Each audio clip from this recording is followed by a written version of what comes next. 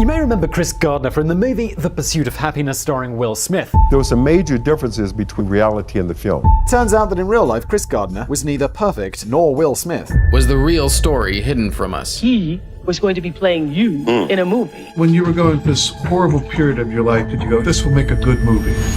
No. People like to think they lived happily ever after, but that couldn't be farther from the truth. But here's where the facts really start to deviate from fiction. But my relationship with Holly, man, Why did they leave Holly out of the story? that changes everything. And yet, nothing could have prepared Chris for what came next. She said, I have to tell you something. And she died the next day.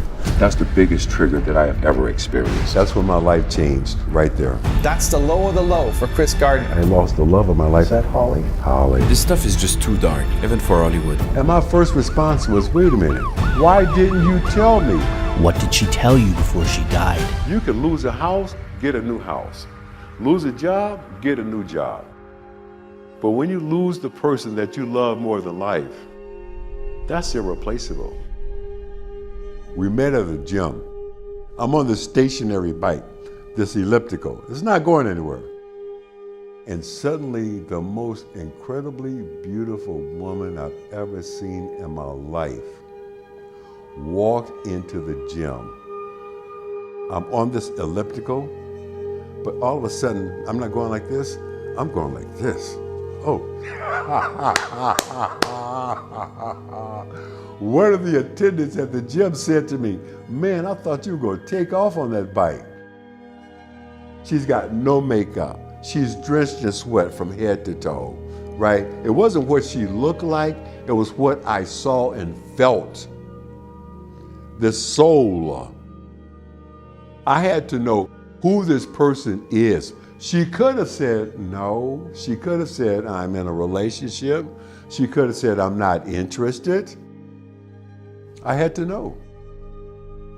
And I'm glad I did. My relationship with Holly, man, that was mine. I was selfish. But that's when my life changed, right there.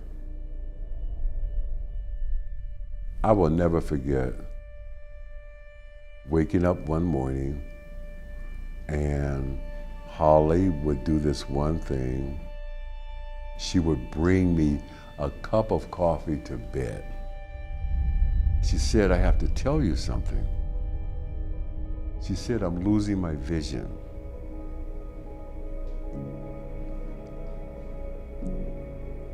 And it wasn't the words she said, it was how she said them that made me sit up on the bed. I immediately go to a place called denial. What does that mean? You need some new glasses, we got to get to the ophthalmologist. What does that mean? She said, no, I'm losing my vision.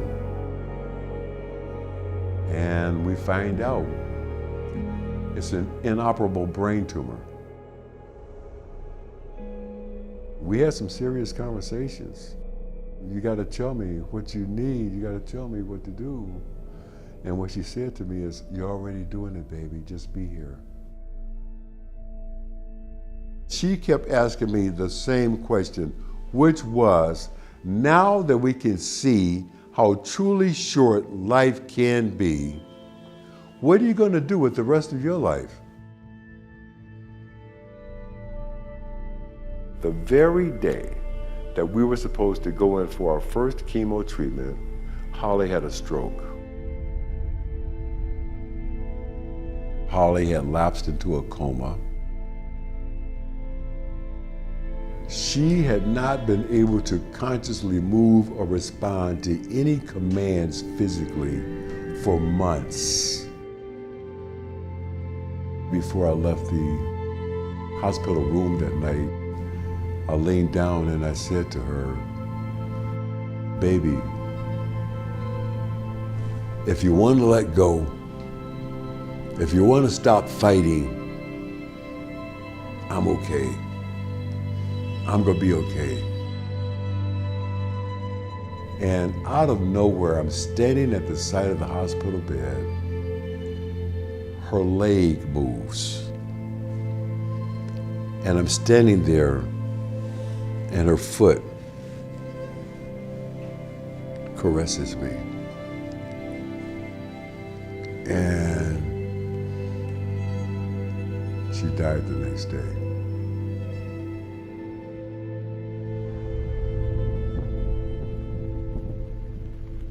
It has given me a new perspective on what it means to struggle. I had overcome every obstacle, achieved every goal, slayed every dragon. I had been the recipient of, witness to, and beneficiary of too many miracles in my own life to accept that it wouldn't happen again. I had done everything that I was supposed to do in that business. Started at the absolute bottom. Scratched, fought, crawled, and worked to the absolute top. I could have continued to sit at that desk and chase some more stocks, chase some more bonds, chase some more deals. I could have done that. But when Holly was diagnosed, changed everything. You can lose a house, get a new house. Lose a job, get a new job. But when you lose the person that you love more than life, that's irreplaceable. Losing Holly made that crystal clear to me. You can make money, you can lose money. You can't make time. How much time you got left in your life? Don't nobody know? One of the last things that she said to me was, I don't want you to cry because it's over. I want you to smile because it happened. She has come to me a couple of times in my dreams. This is her way of coming to visit me and say, I'm okay, but I'm checking on you. How are you doing?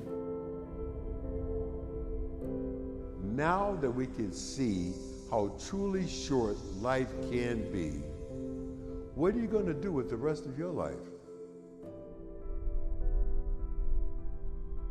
That's a trigger. That's the biggest trigger that I have ever experienced.